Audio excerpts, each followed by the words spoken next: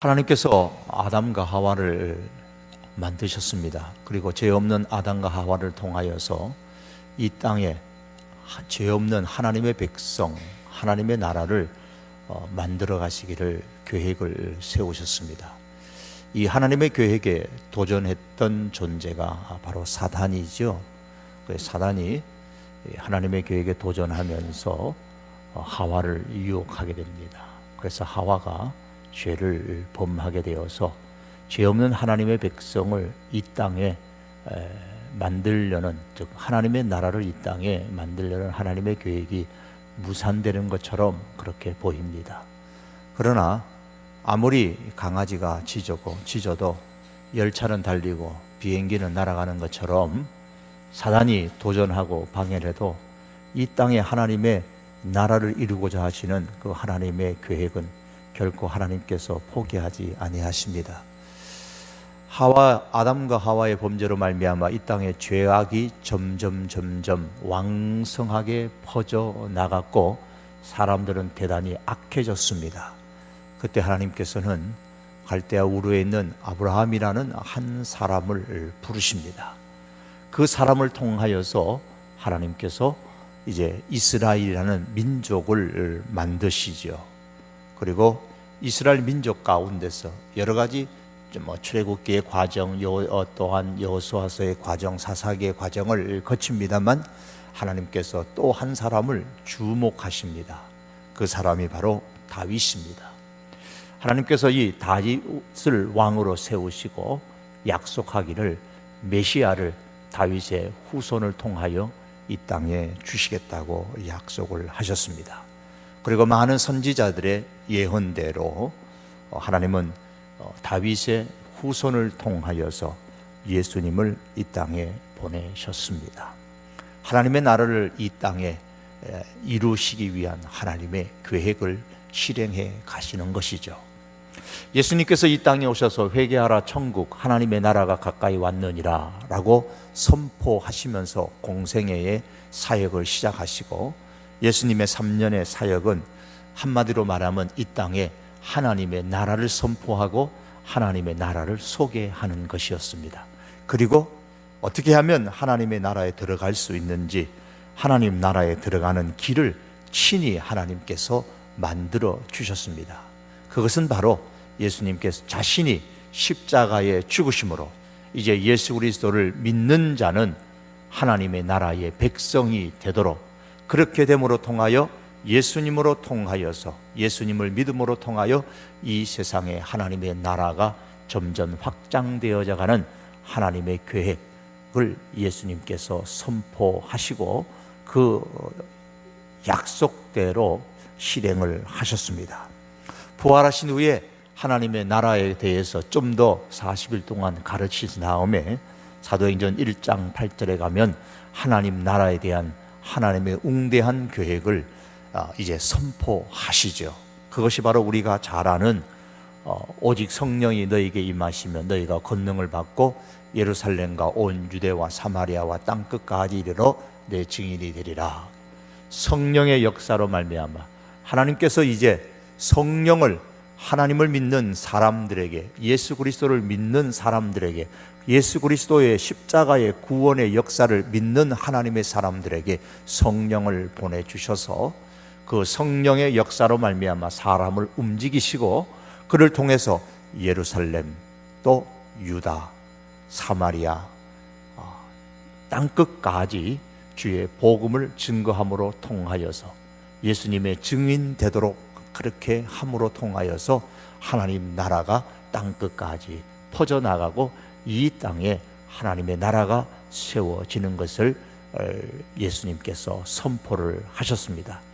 이 예수님의 선포대로 이제 요한계시록에 가면 요한계시록 21장 22장에서 하늘로서 새 예루살렘 거룩한 성이 내려오게 되고 하나님의 나라가 이 온 땅에 이루어지는 하나의 모습을 우리는 볼 수가 있습니다.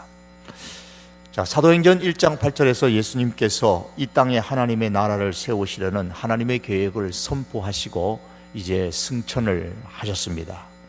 그리고 이 땅에 성령으로 말미암아 교회를 남겨주셨죠. 교회는 열심히 주의 복음을 증거했고 그리스도의 증인이 되어졌습니다.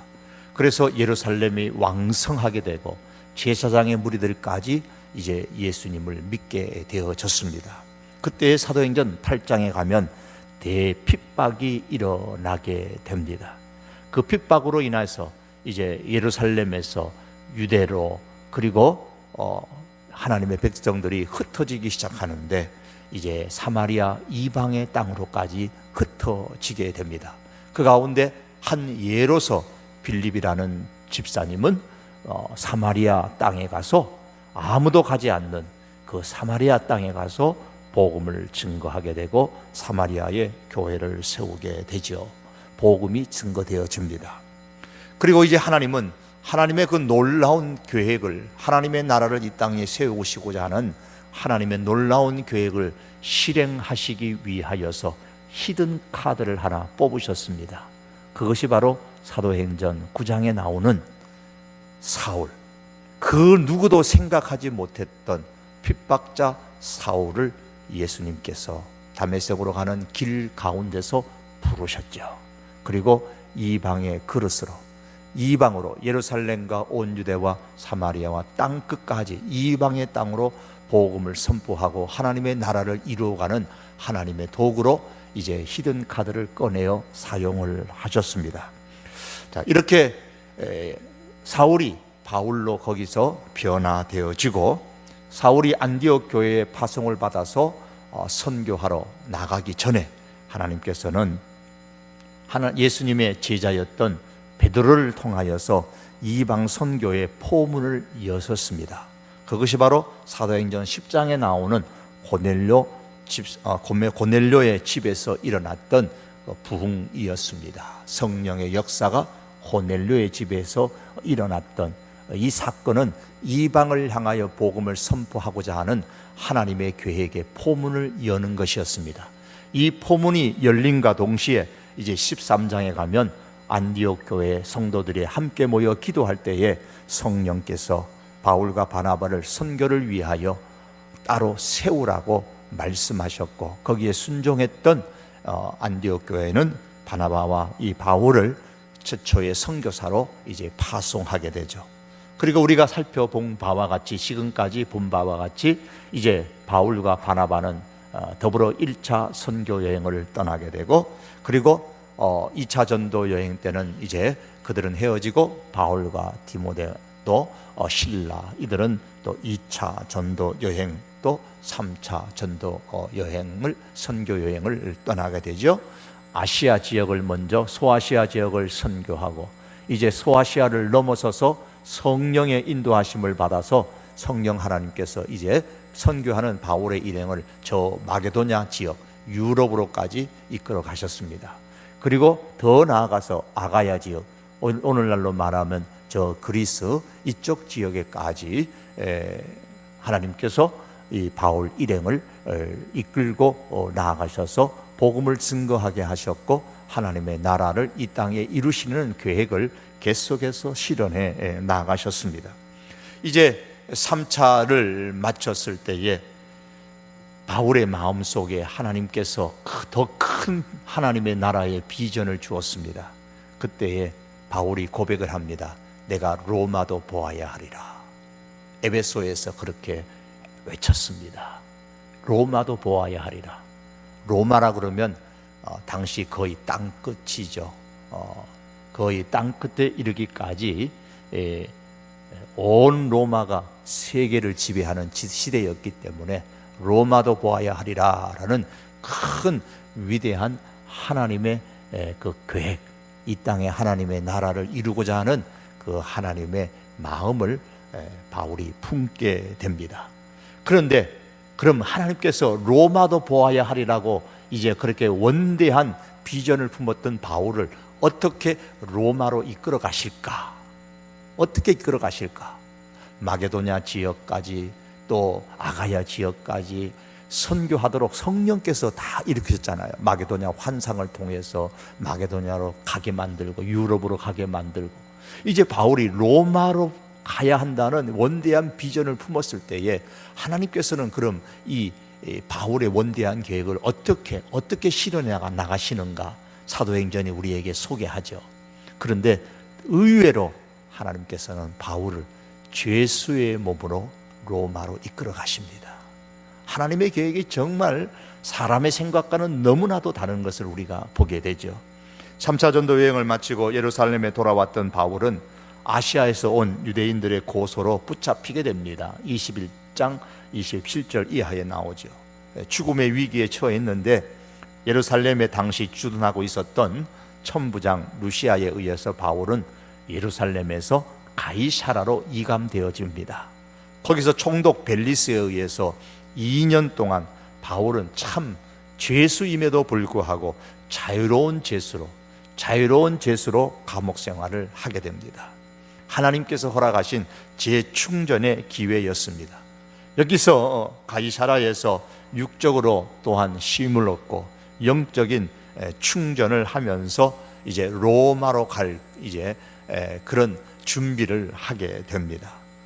그러는 중에 총독 벨리스는 이제 로마 황제의 호출을 받아서 돌아가게 되고 대신에 이 이스라엘의 총독 베스도가 부임하게 됩니다. 마치 우리나라가 일제 식민지 살아갈 때에 어떻게 했습니까? 저 일본에서 우리나라를 다스리도록 하는 총독을 파견한 것처럼 이제 로마에서 이스라엘을 지배하고 있었기 때문에 총독을 이스라엘에 파견한 것이죠. 그 총독의 관사가 가이사라에 있었던 겁니다. 그래서 이제 총독 베스도가 부임하게 됩니다. 24장의 내용입니다. 27절의 내용입니다. 자, 이 베스도가 처음에 와서 이제 가이사라에 본부가 있지만 그래도 이스라엘의 수도는 예루살렘이니까 예루살렘을 먼저 방문을 합니다. 예루살렘에 처음 올라가서 거기서 유대인들을 잘 다스리려면 유대인들의 불만이 뭔가, 유대 지도자들의 불만이 뭔가 그걸 좀 파악을 해야 되겠죠. 그래서 정치적인 이유로 예루살렘에 올라갔습니다. 올라갔더니 이 나오는 얘기가 무슨 얘기냐면 바로 바울 이야기인 겁니다. 그래서 베스도가 부임한 이후에 첫 번 사건으로 바울의 송사 사건을 신문하게 됩니다. 그리고 유대인의 환심을 살려고 하죠. 유대인들은 신임 이 총독인 베스도에게 요청합니다. 저 바울을 가이사라 감옥에 두지 말고 다시 예루살렘 감옥으로 이감시켜 주십시오 라고 요청을 했습니다. 그 이유는 이제 이감시키는 도중에 가이사라에서 예루살렘으로 오는 도중에 죽이려는 계획을 세웠기 때문입니다. 그런데 이상하게 돌아가는 이 정치적인 상황이나 당시의 분위기를 보면 베스도는 처음으로 이제 이 총독으로 부임해서 유대 지도자들의 환심을 사야 하는 그런 상황이었기 때문에 당연히 그 유대 지도자들의 요청대로 바울을 자기와 별로 관계도 없는 처음 왔고 자기 때에 일어났던 사건도 아니니까 그냥 요청하는 대로 예루살렘 감옥으로 이감시키면 될 텐데 그렇게 하지 아니하고 베스도가 바울이 요청하는 대로 로마의 황제인 가이사에게 보내기로 결정을 해버립니다. 이게 25장 12절의 내용입니다. 자, 우리는 이 시점에서 하나의 질문을 던지는 거죠. 이스라엘에 부임한 이 신임 총독 베스도가 왜 처음에 행하려고 했던 대로 바울을 예루살렘으로 보내지 않고 로마에 보내기로 작정을 했는가라는 거예요. 왜 한심을 사려던 유대인의 요구를 거절하고 바울의 요청대로 로마로 보내겠다고 결정했는가? 여기에 퀘스천 마크를 붙입니다. 저는 지금 창세기에서부터 하나님 나라의 계획을 여러분에게 성경의 말씀들을 설명을 아주 간략하게 드렸습니다. 바울을 로마로 보내시려는 하나님의 계획 때문이죠. 이 땅에 하나님의 나라를 세우려는 하나님의 계획. 사도행전만 속에서만 본다면 예루살렘과 온 유대와 사마리아와 이제 땅끝까지 하나님의 나라를 세워 나가려는 이 하나님의 계획 때문입니다.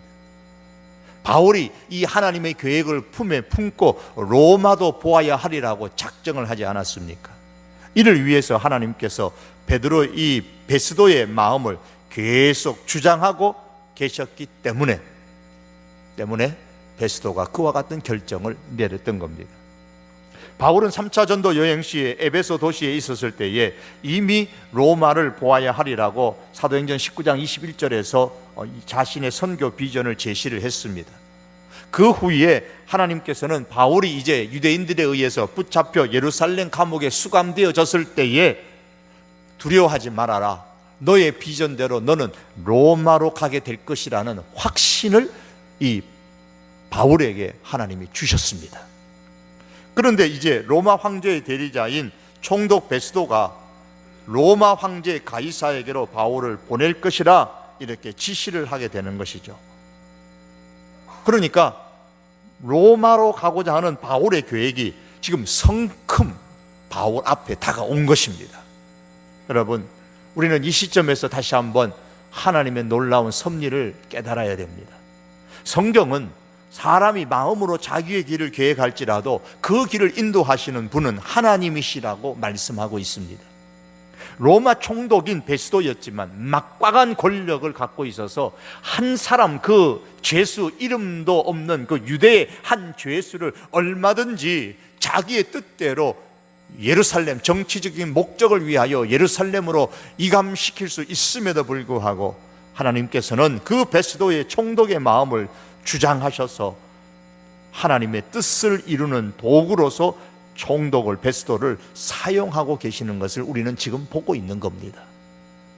하나님은 유다 백성을 바벨론 포로 70년을 마치고 예루살렘으로 돌아가게 할 것이라고 이미 수차에 아주 많이 말씀을 하셨고, 이제 70년이 되어졌을 때에 하나님은 놀랍게도 이방의 사람이었던, 그러면서도 막강한 당대의 최고의 권력을 가진 바사의 왕 고레스의 마음을 감동케 하셔서 70년의 바벨론 생활을 청산하고 고국 예루살렘 이스라엘 땅으로 돌아가도록 하셨습니다. 그러므로 사랑하는 성도 여러분, 우리가 인생길을 계획하고 가는 것 같지만 우리 하나님께서는 우리 앞에서 하나님의 그 보호와 하나님의 능력의 손으로 우리를 인도하고 계심을 우리가 확신하고 살아가야 됩니다. 사도행전 25장에 보시면 총독 베스도가 새로 부임했기에 이제 인사차, 오늘 본문의 내용이 나옵니다. 아그리빠 왕이 베스도를 방문하러 가이사라에 왔습니다. 여기에 나오는 아그리빠 왕은, 본문에 나온 아그리빠 왕은 헤롯 아그리빠 2세입니다. 헤롯 아그리빠 1세는 헤롯 예수님께서 탄생할 시기에 이스라엘을 다스렸던 헤롯 대왕의 손자입니다. 그리고 헤롯 아그리파 1세의 아들이 헤롯 아그리파 2세로서 이제 총독 베스도를 방문을 하게 된 겁니다.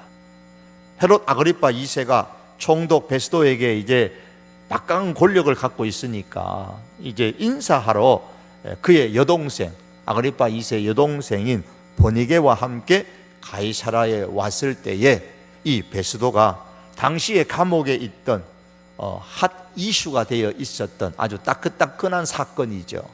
이 바울을 아그리빠 왕 앞에 세웠습니다. 그 이유를 오늘 25장 25절에 27절에 가면 오늘 말씀하고 있습니다. 내가 살펴볼 때 죽일 죄가 없다. 그런데 그가 황제한테 상소를 했다. 그래서 내가 황제한테 보내기로 했는데 당신이 한번 신문해봐라.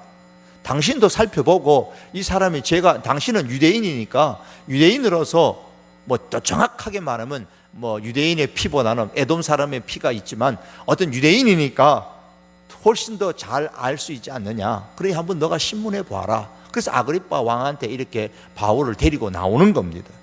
그래서 26절에 보면 황제께 확실한 사실을 아랠 것이 없으므로 신문한 후에 상소할 자료가 있을까 하여 당신들 앞에, 특히 아그리빠 왕 당신 앞에 그를 내세웠나이다. 뭐 황제 앞에 상소하려면 무슨 제목이 있어야 될 거 아니에요. 제목이 있어야 상소를 하죠. 그러니 아그리빠 왕 당신이 한번 신문해보고 좀 죄를 좀 찾아라는 겁니다. 황제에게 상소할 제목을 좀 찾으라는 거예요. 그 27절에 그 제목도 밝히지 아니하고 제수를 보내는 것이 무리한 일인 줄 아나이다. 제목도 없이 황제한테 어떻게 보내겠어요? 제목을 찾기 위해서 아그리빠 왕 2세한테 이제 신문을 받도록 바울을 이제 내놓은 겁니다. 아그리빠 왕의 신문을 기회로 삼아서 26장에 이제 나오는 거죠.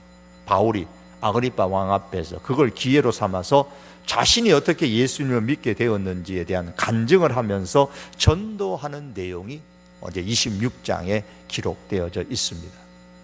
이전에 바울이 예루살렘에서 천부장의 보호로 천부장의 영내로 들어가는 순간에도 천부장에게 요청하여서 자기를 붙잡은 유대인을 향하여서 말씀을 선포하고 전도를 한 적이 있었습니다. 이번에도 지금 총독 베스도와 아그리빠 왕 앞에서 전도합니다. 이 내용이 지금 26장의 내용인 거예요. 이처럼 바울은 때를 얻든지 못 얻든지 기회를 만들어서 지금 예수님을 전하는 데만 집중하고 있는 모습을 우리가 보게 됩니다. 우리는 이러한 복음을 증거하는 기회로 만들어 복음을 증거하는 바울의 모습을 보면서 한 사람의 영적 거인을 바라볼 수가 있습니다. 하나님의 원대한 계획에 쓰임받는 사람이 어떻게 행동하고 있는가를 우리가 보는 겁니다. 이것을 보면서 오늘 이 시대에 우리가 어떻게 하면 영적인 하나님의 거인으로서 이 땅을 살아갈 수 있는가를 볼 수 있는 것입니다. 바울의 전도 설교에 의하면 바울이 예수님을 먼저 찾은 것이 아니라 예수님께서 먼저 바울을 찾아오셨습니다. 오늘 26장 읽지 않았습니다만 13절 14절 이하의 말씀입니다. 거기에 보면 여러분 이 사건을 잘 아니까 생략을 하겠습니다. 바울은 다메섹 도상에서 일어났던 이 13절 이하에서 16절에 일어났는 이 사건, 예수님께서 이 다메섹으로 가는 이 바울에게 즉 사울을 찾아오셨던 그 사건을 두고서 이제 19절에 가면 하늘에서 보이신 것이라 그랬습니다. 하늘에서 보이신 것. 여러분 기독교는 계시의 종교라고 말합니다. 왜 그렇습니까? 하나님께서 먼저 사람을 찾으시기 때문입니다. 예수님께서 먼저 바울을 찾아오셨습니다. 하나님께서는 사람에게 자기를 나타내시는데 이것을 신학적인 용어로 말하면 계시라고 말하죠. 많은 종교들이 사람이 주체가 되어서 사람으로부터 신에게 도달하려고 하고 있습니다. 모든 종교가 그러합니다. 하지만 기독교는 사람이 하나님을 먼저 찾는 것이 아니라 하나님이 사람을 먼저 찾아서 자신을 알려주시는 종교입니다. 죄를 지은 인간의 실존은 오늘날 마치 저 제2 롯데월드 123층 꼭대기에서 555m라 그러대요. 거기에서 땅에서 떨어진 존재와 같습니다. 죄를 지은 인간의 실존이 그렇습니다. 여러분 123층 꼭대기에서 떨어지면 어떻게 될까요? 안 떨어져 봐서 모르겠지만요, 개한테 물려야 아픈 줄 압니까? 안 물려도 아픈 줄 아시죠? 마찬가지로 안 떨어져 봐도 떨어지면 어떻게 될 줄은 우리는 충분히 상상이 갑니다. 이처럼 인간은 하나님으로부터 독립선언을 하는 순간에 완전히 죽었습니다. 따라서 스스로 하나님을 찾을 수 있는 능력은 0.00001%도 없습니다. 123층의 꼭대기에서 땅에 떨어져 죽은 인간, 그게 죄를 범한 인간의 모습인 겁니다. 박살이 납니다. 그렇기 때문에 그 완전히 죽어버린 인간에게 하나님께서 자신을 나타내 주시지 않으시면, 하나님께서 그 사람을 살려주시지 않으시면 인간은 하나님은 전혀 알 수가 없습니다. 이게 계시의 종교입니다. 그런데 하나님께서 먼저 자신을 인간에게 나타내 주셨습니다. 계시해 주셨습니다. 그래서 기독교를 계시의 종교라고 말하는 겁니다. 하나님이 먼저 인간을 찾으시는 종교가 바로 기독교인 겁니다. 그런데 하나님께서 먼저 자신을 인간에게 나타내 주셨죠. 말씀드린 것처럼 다른 모든 종교는 인간이 자기들의 어떤 신을 찾는 구도의 종교이지만 기독교는 하나님이 인간을 찾아오신 계시의 종교입니다. 핍박자 사울에게서부터 전도자 바울로 인생이 180도로 변화된 것은 예수님을 믿는 사람들을 붙잡으려고 다메섹으로 가던 도중에 예수님께서 바울을 찾아오셔 만났기 때문에 가능한 것이었습니다. 그래서 신앙생활 하면서 우리가 하나님을 만나는 경험이 중요한 겁니다. 하나님께서 사람을 만나시는 방편은 매우 다양합니다. 바울처럼 오늘날에도 물론 예수님께서 직접 음성을 통해서 만나실 수가 있습니다. 그러나 오늘날 가장 일반적인 방법은 성경과 기도를 통해서입니다. 지금은 계시의 말씀이 완성된 시대이기 때문에 하나님의 감동으로 기록된 성경을 통해서 성령의 깨달음을, 성령의 역사로 말미암아 하나님의 말씀을 깨닫게 하셔서 하나님께서 사람을 찾으시고 만나십니다.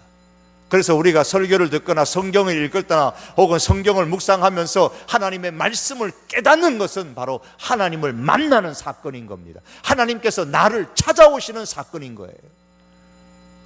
하나님을 만난 사람은 무서울 게 없습니다. 지금 제수의 몸이었지만 이 바울에게는 무서운 게 없었습니다.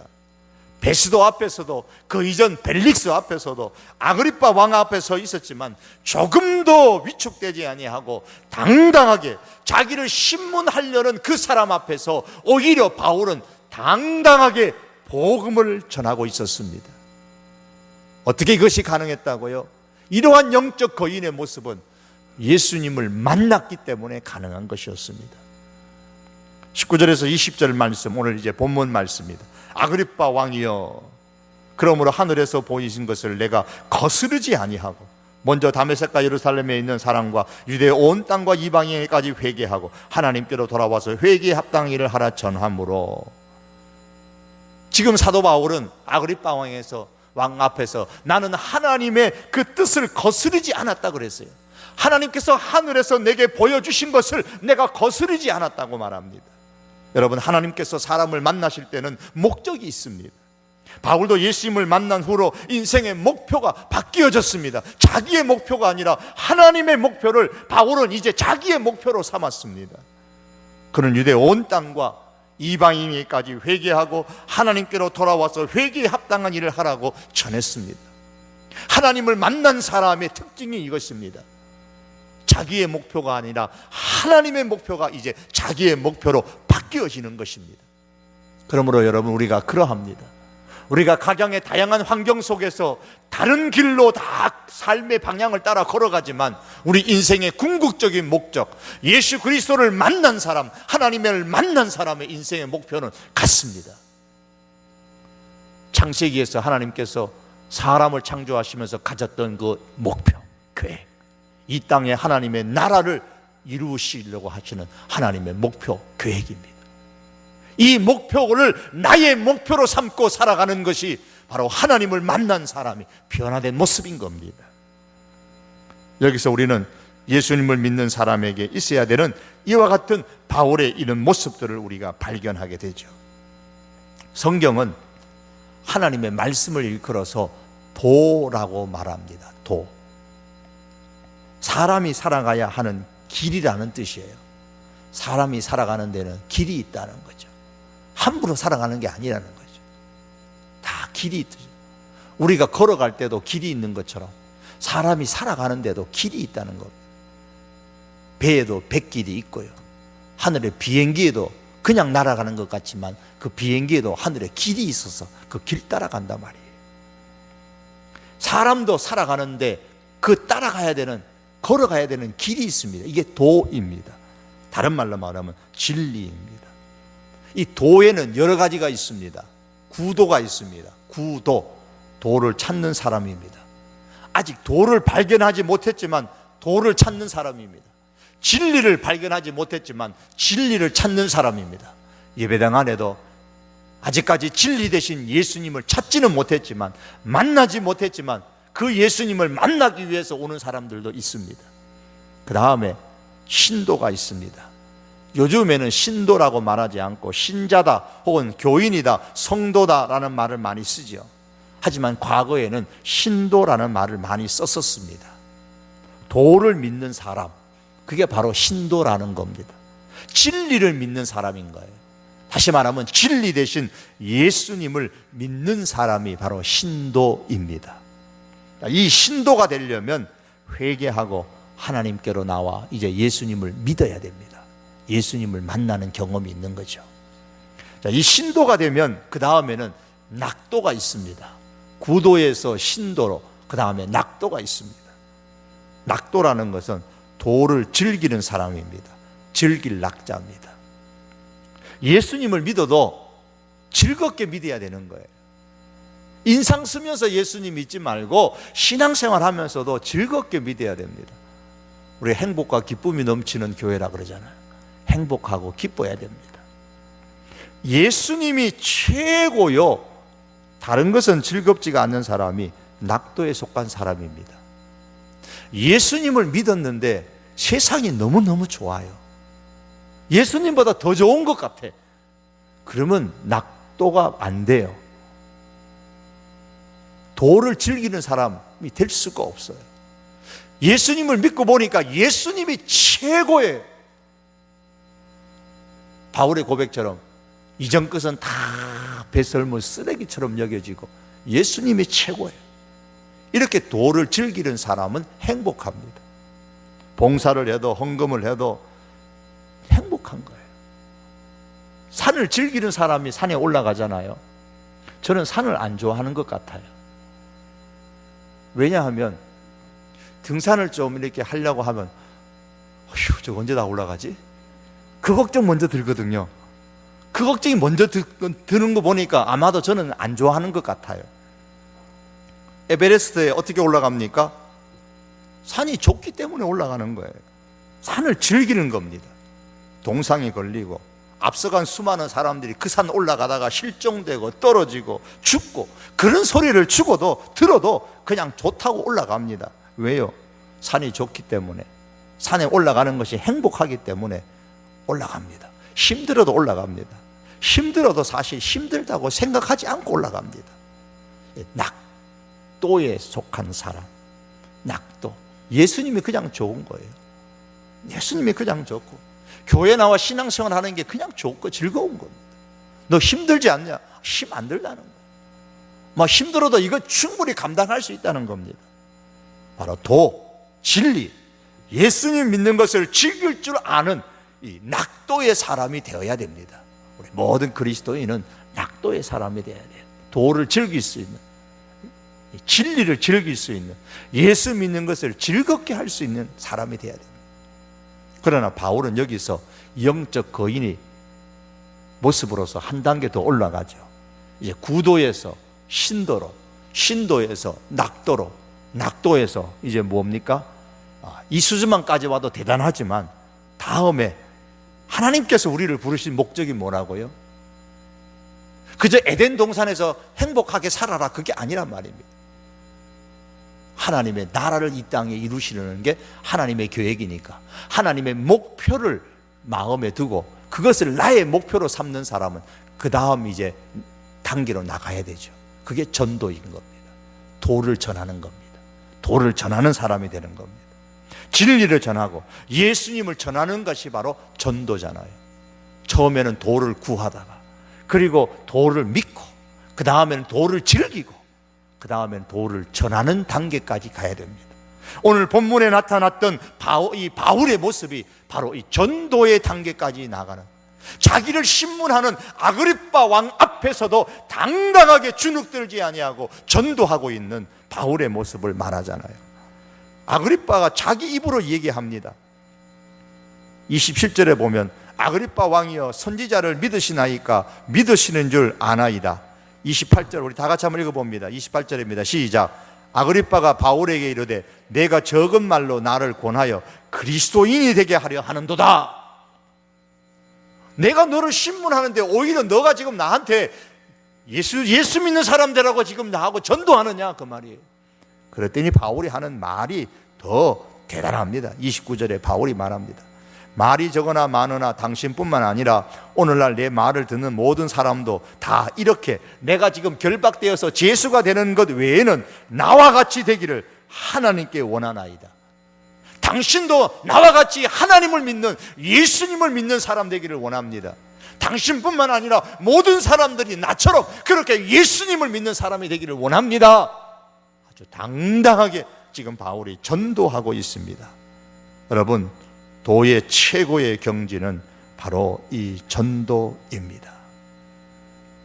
예수님을 찾는 사람, 구도의 과정을 넘어서 이제 신도의 단계로 가려면 회개하고 예수님을 믿어야 됩니다. 이제 이 신도의 과정에 우리가 머물지 아니하고 이제는 낙도의 단계로 나아가서 정말 신앙생활을 즐겁고 우리가 행복하게 해야 됩니다. 그리고 더 나아가 하나님의 목표를 나의 목표로 삼고 영적 거인으로, 영적 신앙의 거인으로 살아가려면 전도의 단계로까지 우리가 나아가야만 되는 것입니다. 말씀을 정리하기를 원합니다. 사람 앞에서 예수님의 사람인 것, 지금 바울이 떳떳하게 밝히고 있지 않습니까? 이게 전도하는 사람의 자세입니다. 그렇게 되려면 구도의 단계에 있으면 안 됩니다. 신도가 되어야 됩니다. 신도의 단계에서 낙도의 단계로 올라가야 되고 회개에 합당한 열매를 맺는 사람이 되어야 됩니다. 그리고 예수 믿고 생각이 변하고 마음이 변하고 삶이 변하게 되어져서 하나님의 목표를 나의 목표로 삼아야 됩니다. 그리고 이제 전도의 단계로 나아가야만 됩니다. 그래야 우리가 영적 거인이 되는 겁니다. 누가 미쳤다가 해도 너 지금 예수 믿더니만 미쳤구나. 바울이 지금 그 소리 들었잖아요. 그 소리 들었잖아요. 여러분, 누군가가 전도하는 우리를 향해서 너 정말 미쳤구나 그럴 때에 뭐 벌레가 무는가 봐 하면서 팔 한번 툭 털어버리고 다시 주의 복음을 증거하는 바로 이 전도의 사람, 이 사람이 영적 거인입니다.